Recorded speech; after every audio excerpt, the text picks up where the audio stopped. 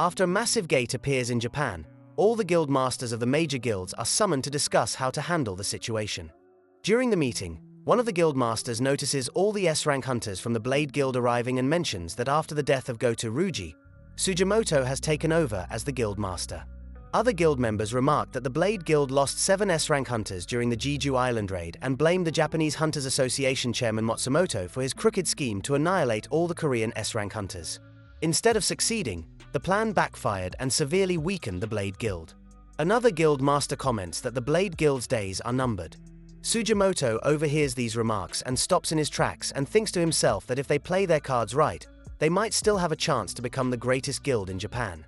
The Blade Guild members turn and glare at the other guild masters with death stares, which causes them to tremble and decide to leave. Minoru comments with irritation that the other guild masters cannot even look them in the eyes and adds that after losing Goto Ruji, that other guilds have become arrogant and mentions hearing a rumor that the Phantom Guild is trying to acquire the Snowy Mountain Guild. Kanei responds that if the rumor is true, the Phantom Guild would have 4 S-rank hunters, just like the Blade Guild. Sugimoto confidently dismisses the idea that merging guilds would not make them the strongest guild in Japan. He calls their attempt ridiculous and explains that even if all the other guilds in Japan combined forces, they would still be no match for the Blade Guild. As the guild members begin their meeting, the Prime Minister furiously demands to know why the Hunters Association has not addressed the S-rank gate that has spawned in the heart of Tokyo. He questions why there are no countermeasures in place and warns them to tell the truth about what they plan to do if a dungeon break occurs. One of the guild masters reveals the harsh reality that their S-rank hunters are not strong enough to handle the gate, but suggests that national-level hunters might have a chance. Another member requests the Prime Minister to stop asking obvious questions and uses the Jeju Island raid as an example to point out that the outcome is already clear if they fight with their S-rank hunters. Another guild master responds that pessimistic remarks will not help and urges them to come up with concrete plans and suggests hiring Thomas Endre for the mission. Another guild master comments that the country does not have enough funds to recruit Thomas Endre and explains that they are currently searching for available hunters around the world. However, with the sudden spike in the number of gates, only a few countries are willing to send their hunters. The Prime Minister then asks how many hunters are willing to tackle the S-rank gate, and Sugimoto mentions that there is one hunter who is willing to help as long as he gets paid and suggests hiring Yuri Orlov, a barrier specialist, and explains that he plans to bring him in for this mission. Meanwhile, the scene shifts to Jin Woo, who is in disbelief as he reflects on reaching level 101 and obtaining the key to the Kartanan Temple at level 100. He thinks about how leveling up to level 101 has improved his skills and looks forward to seeing what happens when he reaches level 102. As he parks his car, he wonders if Jinho is holding up well by himself and feels grateful to have such a motivated guild master. He also considers that they definitely need to hire more people for the guild. He notices someone nearby and realizes it is Sieche Ha-in. Sir Ha-in tries to leave after spotting Jin Woo, but he uses his dash skill to catch up to her. He questions why she is running away from him. Caught off guard by Jin Woo's sudden approach, Sieche Ha-in nervously stops. Jin Woo asks again what she is doing near his office. Sieche Ha-in hesitantly explains that she left her car in the parking lot. Jin Woo quickly realizes that Sieche Ha-in must have forgotten her car as they had used his shadow exchange skill to go to the gym at the Hunters Association earlier. Sieche Ha-in then asks Jin Woo if he is free. A flood of questions pops into her mind as she wonders why he took a photo with Su-yoon. If Su-yoon is really working for their guild and why Jin Woo hired Su-yoon but not her, especially since she is an S rank while Su-yoon is an A rank. However, instead of voicing these thoughts, she decides to ask a different question. She tells Jin Woo that Minute Byung-ji-yu wanted her to relay a message to him about his powers. This surprises Jin Woo and he immediately invites her to come upstairs to his office. As they both enter the office, Sieche Ha-in notices that no one else is present and questions Jin Woo about it. Jin Woo explains that the Vice Guildmaster is out on business and Sieche Ha-in realizes that it is just the two of them and starts shaking nervously. Jin Woo asks her about the message left by Minute Byung-ji-yu and Sieche Ha-in recounts that after she was knocked out on the Jeju Island raid, she heard a voice as Minute Byung-ji-yu grabbed her soul and told her to warn Jin Woo. She explains that Minute Byung-ji-yu said Jin Woo needs to be careful of the powers within him and mentioned that someone pulled him out of the darkness and that he no longer feels like himself. He was still conscious of his senses but felt like he had become a slave meant only to serve Jin Woo, and the scariest part was that he felt happy to serve him. Jin Woo is shocked at Minute Byung-ji-yu's words about feeling happy to serve Jin Woo. Minute Byung-ji-yu also added that Jin Woo's powers are incredibly strong and frightening and requested her to pass this information to him. Meanwhile, during a raid, Jin Woo starts thinking about what Sieche Ha-in told him and wonders if she is telling the truth. He decides that finding the source of his powers is far more important than becoming a stronger hunter. Jinho mentions that this raid reminds him of the old days when they used to raid C-rank dungeons, and Jinwoo tells him not to talk with his mouth full while eating food. Jinho then asks why Jinwoo does not let his soldiers handle everything while he takes care of other business. Jinwoo explains that he cannot do that because he is unsure of what his shadows might do without him watching them. The real reason, however, is that Jinwoo gains less experience when he is farther away. Suddenly, one of the ant shadows starts chewing on beast corpses, and Jinho is horrified by the sight. Jinho asks about Jinara's well-being and mentions that she has been through a lot. Jinwoo replies that she needs rest for now and assures him that his most trustworthy shadow, Baru, is looking after her, so she should be fine. Jinwoo decides to check on her himself and uses his shared senses skill to see through his shadows. He first checks on Jinara and sees that she is sleeping while Baru is watching period dramas. This completely catches him off guard and wonders if Baru likes period dramas. He realizes this might explain why Baru has started talking in such a peculiar way. Jinwoo then decides to check on others, starting with his mom, and then Baek Yoonho and Choi Jong-in, who are arguing. Finally, he accidentally sees Se Che-ha in bathing. Jinwoo starts shaking after seeing this and for the first time blushes as his face turns red and decides to apologize to her by buying her dinner. Jinho then asks if Jinwoo has heard the news of S-Rank Gate in Shinjuku and mentions that if the gate is not cleared in 3 days, there will be a dungeon break. He adds that Japan is trying to recruit hunters from all over the world to clear the gate and asks if they have contacted Jinwoo. Jinwoo wonders if it has already been that long since the gate spawned and replies that he did receive a call but is still thinking about it. As he has more important matters to attend to, he pulls out the key to the double dungeon and wonders what kind of answers he will find there since the request came directly from the system itself. He notes that it will take around 27 more hours to locate the gate and starts thinking about what the system truly is and remarks that he has one more day to uncover the truth about it. Meanwhile, the scene shifts to Yuri Orlov, a Russian S-rank hunter who is known as the best support type hunter. Yuri mentions that he has reviewed the files about the S-rank gate and calls it a smart decision to evacuate all the citizens. He comments that Japan seems to lack manpower and asks if it is true that they can only send 6 S-rank hunters for this mission. Sugimoto confirms this and explains that 1 S-rank hunter from each guild must stay behind to handle the other A-rank gates that have spawned across Japan, and adds that the same applies to his guild. Yuri responds that this plan will not work and states that he will need a total of $3.6 billion for the mission, which is $10 million per day. Then Sugimoto is stunned upon hearing Yuri demand $10 million per day. Yuri calmly explains that he is only asking for $3.6 billion for a year to save their country and points out that he is not asking for $36 trillion. He adds that his fee is much lower than what Thomas Endre would charge. Minoru turns to Kanei and wonders if she understands any Russian and asks what Yuri is saying. Kanei responds that she is not sure but remarks that the meeting does not sound good. Yuri laughs and poses a question to the group asking if they would rather spend $10 million a day to become national heroes or give up on their country to save a bit of money. He further emphasizes that with only 3 days left before the dungeon break, they do not have the luxury to pick and choose and sarcastically suggests they should get on their knees and lick his boots. Sugimoto irritably comments that Yuri seems overly confident in his abilities, and Yuri responds with certainty that he is confident in his strength and declares that he is better than hundreds of the losers standing behind Sugimoto. Minoru realizes that Yuri has just insulted them, and Kanei also remarks that even though she does not understand his words, she can tell he is mocking them. They prepare to attack him, but to their surprise, Yuri creates a barrier around them using his magic. He smugly states that they cannot move even a single inch without his permission and challenges them to try if they think they can. Both Minoru and Kanei are shocked as they find themselves unable to move, and Kanei remarks that it feels as though someone has tied her up. Yuri confidently declares that he will block the S-rank gate and as a bonus, he will save their comrades' lives. Sugimoto thanks Yuri for demonstrating his abilities but mentions that their government might not agree to his offer.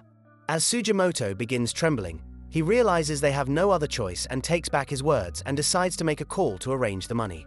Meanwhile, the scene shifts to Jin Woo's apartment as he prepares to leave.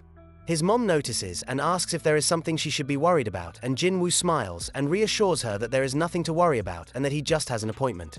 Jin Woo pulls out the key to the double dungeon as the location of the gate has finally been revealed. The scene shifts to the school where the Great Orcs previously attacked. Another gate has appeared and the association members are relieved that it spawned. Their school is closed and remark that it would have been a disaster if the students were still at school. One of the members notices Jin Woo walking toward the gate and he asks her how long the gate has been there. She responds that it has been 3 days since the gate appeared. Jin Woo panics as he realizes he has been misled and recalls that the system notified him it would reveal the location of the gate after a certain period of time. But it did not specify that the gate would appear after this period. He thinks to himself that the gate is probably around C rank and asks if any hunters have already entered. The member replies that a strike squad went in about 2 hours ago, and Jin Woo immediately starts walking toward the gate. The member protests, saying that the gate is only C rank. But Jin Woo insists that the strike squad is in danger and warns that if they do not stop the raid now, everyone inside will die. The member is shocked and demands to know what he means by everyone dying and questions why Jin Woo is doing this. But he replies that there is no time to explain and enters the gate. Upon entering the gate, Jin Woo sees the corpses of magic beasts scattered around and notices the hunters waiting near a door. The hunters are confused and wonder why they cannot open the door and what they should do, as their magic spells are not working on it. Suddenly, Jin Woo speaks up and warns them that it is a trap. One of the hunters questions who he is, and Jin Woo replies that he is the one who survived the double dungeon incident. The hunters look at him with puzzled expressions and ask if he is Sung Jin Woo. Jin Woo confirms and warns them that there is a great danger behind the door. He offers to take care of the dungeon and requests them to leave immediately. Jin Woo examines the door and realizes it is locked and wonders if it is sealed by a magic spell. The system notifies him to use the key to open it, and Jin Woo notices that this door is different from the one he encountered before. He uses the key and opens the door, and the hunters are shocked to see him unlock it. One of the hunters points out that the Courage Guild has the permit for this dungeon and argues that Jin Woo has no right to ask them to leave. Jin Woo acknowledges that the hunter is correct and admits that just because he is an S-rank hunter does not mean he has the authority to order them around. He tells them he will not stop them if they wish to continue. One of the hunters steps forward and begins entering the dungeon. The system immediately notifies Jin Woo that someone has entered the gate without permission. A knight statue suddenly comes at him and tries to kill the hunter. But Jin Woo intervenes and saves him. Jin Woo explains to the group that there will be many more statues like this inside and asks if anyone still wants to proceed. He firmly states that all the hunters need to exit the dungeon and contact the association to report the double dungeon. Jin Woo then steps inside and the doors close behind him. The lamps light up just like before, and he finds himself surrounded by statues and sees a statue holding a stone slab with commandments written on it. Jin Woo looks at the statues and recalls his memories of the double dungeon and thinks to himself that this is where everything started. But things are different now. As he is much stronger, he senses that the statues are neither beasts nor living beings and concludes that they are just puppets. Jin Woo notices one statue radiating mana and approaches it and asks the statue if it is the one in control of the dungeon. The statue closes its eyes in response. Meanwhile, the scene shifts to Yuri Orlov as he arrives at the airport, and everyone immediately starts snapping pictures of him. One of them questions how Yuri plans to block the gate, and Yuri responds confidently that he will use the same strategy he always uses. He explains that he will draw a huge mana circle around the gate and pour his mana into it so nothing can come out of the gate. One of the reporter questions if Yuri is truly capable of blocking an S-rank gate all by himself and remarks that the public is not fully supportive of this decision. Yuri smirks and responds that it is impossible for him to block the barrier alone, and further explains that his magic circles have the ability to draw mana from their surroundings. And by using this ability, he will place large quantities of mana crystals around the circle which the magic circle will absorb. He simplifies it with an example, saying it is like starting a car, and once the barrier is activated, it will transform into a sturdy wall by continuously sucking up mana. Yuri concludes confidently that he will save lives and requests the public to remember his gesture. Meanwhile, the scene shifts to Chairman Go, who is watching Yuri's interview. He comments that he is not confident Yuri can block an S-rank gate and remarks that he knows exactly what will happen if Yuri fails. Chairman Go then asks Manager Woo what Jin Woo is currently doing. Manager Woo responds that Jin Woo is raiding gates and hands the chairman a list of gates. Manager Woo mentions that a Jin guild has requested entry permits for all the gates marked on the list and adds that these gates are in districts managed by other major guilds, which might create friction between them. Chairman Go smiles proudly and praises Jin Woo, calling the one-man guild as strong as a major guild, and finds it amusing. Manager Woo agrees with the chairman. The chairman then asks if a Jin guild has requested anything else, and Manager Woo responds that they have requested permission to handle nearby gates for the next week. But the exact reason for the request is not mentioned. Chairman Go agrees to the request and remarks that it is not a big problem. Suddenly, Manager Woo receives a call and excuses himself to answer it while Chairman Go starts heading out for an appointment. Manager Woo answers the call, and the caller informs him that at the same school where the greater raid occurred, another gate has spawned in the schoolyard. The caller further reveals that a double dungeon has been discovered inside the gate. Manager Wu is shocked upon hearing this, and the caller then adds that Sung Jin Woo has already entered the dungeon. Meanwhile, the scene shifts back to the double dungeon where the statue begins to move. It spreads its wings, then smashes the stone slab and speaks, saying that Jin Woo has finally made it this far. Jin Woo wonders if it is okay to destroy the stone slab and questions if the so-called commandments ever meant anything.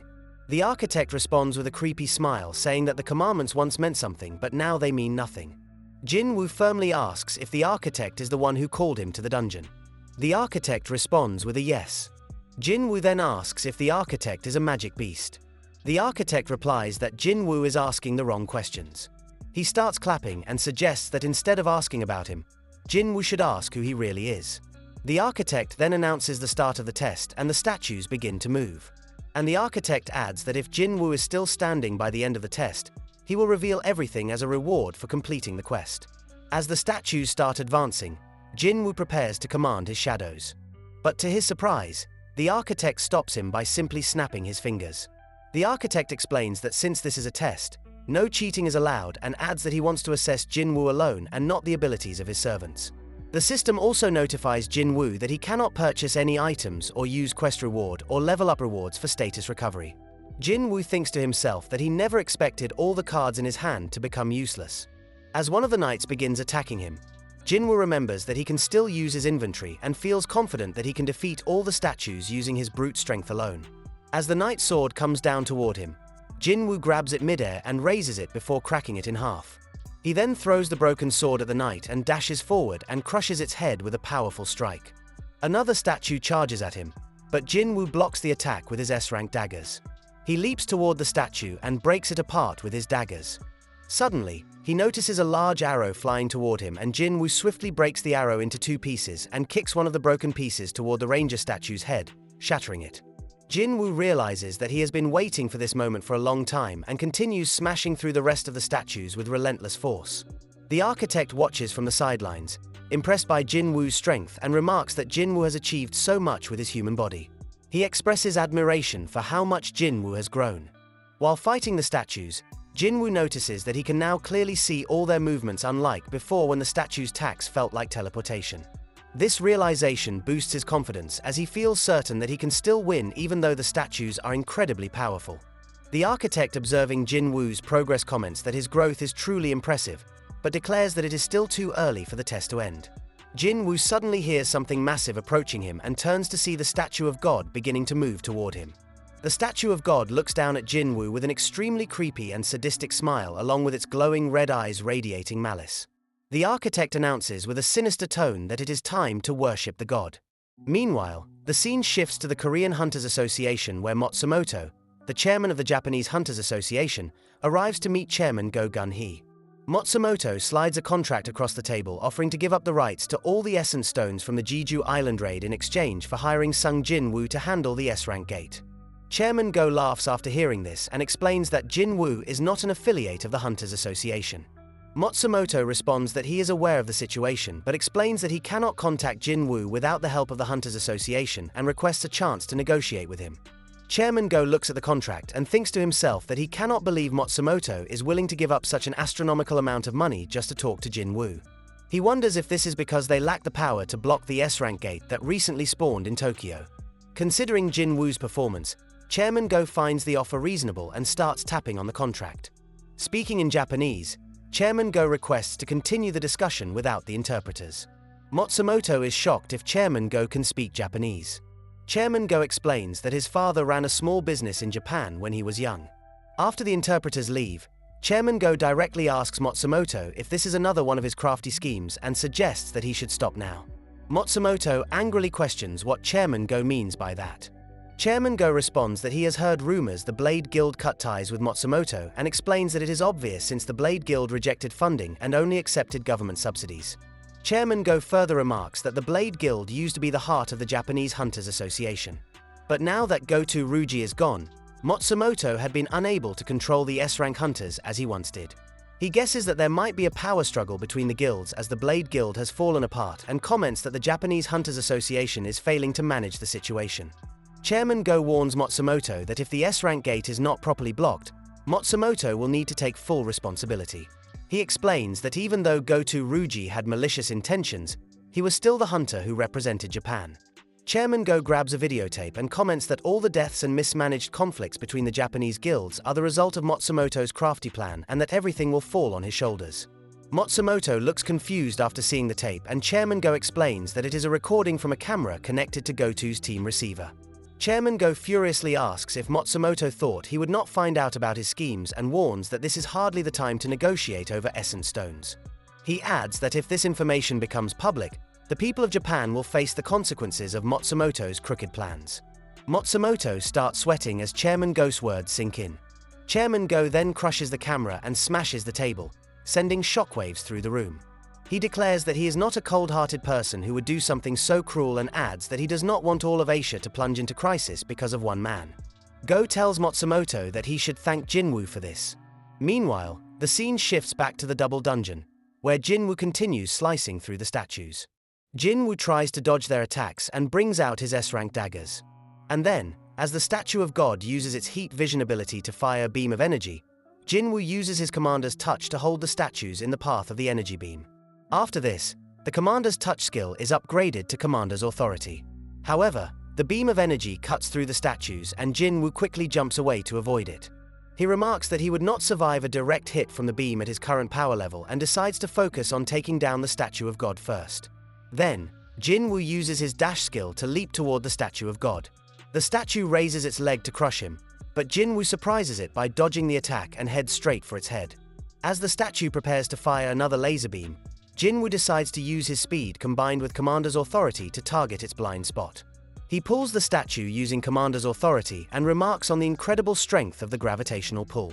Even though he uses only a fraction of his power, the skill works on a statue this massive. Jinwoo realizes that the upgrade has made a significant difference. Sliding into the statue's blind spot, Jinwoo activates his mutilation skill and attacks it multiple times. To his shock, the S-rank daggers fail to cause any damage and only leave scratches on the statue. Jinwoo remarks that S-rank daggers usually cut through anything, but they are ineffective against the statue, and the statue of God smirks at Jinwoo's efforts. Jinwoo decides that if he cannot slice through the statue, he will rely on brute strength instead. He focuses on the small cracks in the statue, grabs hold of one, and delivers a powerful punch to its face. The architect, observing Jinwoo's strength, comments that he never expected Jinwoo to use such an attack against his marvelous creation. Jinwoo delivers another punch and declares that he will show the true power of level 103. With one final strike, the statue's face cracks open and it falls to the ground defeated. Jinwoo then uses Commander's authority to finish off the remaining statues, smashing them to the ground. As the battle ends, Jinwoo realizes how much stronger he has become thanks to this fight. The architect begins clapping, impressed by Jinwoo's performance. Jinwoo demands that the architect keep his promise. The architect starts laughing and reveals that the test is not over and declares that he is Jinwoo's final test. Suddenly, Jinwoo receives an urgent quest from the system, instructing him to defeat the architect within 10 minutes or his heart will stop. Jinwoo asks the architect who he really is. The architect replies that this is still a silly question, but decides to give Jinwoo a name. As his mask begins to crack open, the architect introduces himself as the architect of the system.